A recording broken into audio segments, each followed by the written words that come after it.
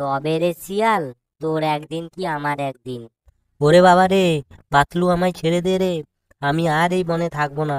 মা গো, বাবা গো, বান্দারবন জঙ্গলে একটি শিয়াল ও দুটি টুনি পাখি তাদের বাচ্চাদের নিয়ে বসবাস করত। যখন টুনি পাখিরা তাদের বাচ্চাদের জন্য খাবার খুঁজতে যায়, তখন লোভী শিয়ালের নজর পড়ে টুনি পাখির বাচ্চাদের উপর। আরে বাহ, এ তো টুনি পাখির বাচ্চা। কতদিন মাংস খাইনি, আজকে মন ভরে খাবো। হাট্টি মাটিম টিম, আজকে টুনি পাখির বাচ্চাদের খাওয়ার দিন। এরপর শিয়াল টুনি পাখির বাচ্চাদের খেয়ে ফেলে। এত সুস্বাদু খেতে মন ভরে গেল, যাই এখন একটু বিশ্রাম নিই। এই বলে শিয়াল সেখান থেকে চলে যায়। টুনিরা বেশ কিছুক্ষণ পর যখন বাসায় ফিরে এলো, তখন দেখে বাসায় তাদের বাচ্চারা নেই। ও মা গো, আজকে ওই লোভী শিয়ালটা আমাদের বাচ্চাগুলো খেয়ে ফেলেছে। এখন আমি কি করব? কার কাছে গিয়ে আমার দুঃখের কথা জানাবো? কিছুই ভালো লাগছে না।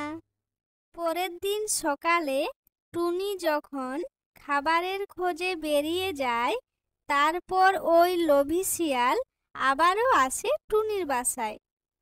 এ কি, আজকে তো বাসা ফাঁকা, এখন কি খাবো, কোথায় যাব? অনেক খিদেও পেয়েছে। তখনই টুনি তার বাসায় ফিরে আসে। ও মা, দেখো দেখো, আজকেও লোভী শিয়ালটা আমার বাসা দেখতে এসেছে। ওই লোভী শিয়াল, তুই আমার বাচ্চা কেন খেয়েছিস? এই টুনি, তোকেও একদিন খেয়ে ফেলবো। এই কথা শুনে টুনি অনেক ভয় পেয়ে যায়। সেই সময় পাতলু সেখান থেকে বাড়ি যাচ্ছিল।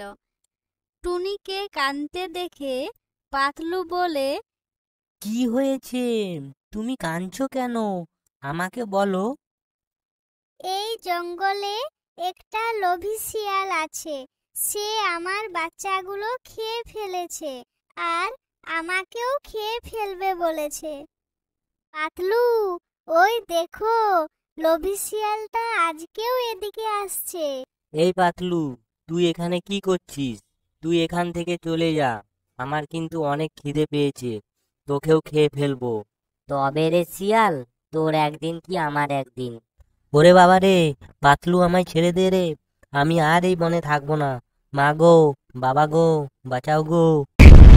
বন্ধুরা, এই ভিডিওটি কেমন লাগলো কমেন্টে জানাও। আর হ্যাঁ, লাইক আর সাবস্ক্রাইব করতে ভুলো না যেন।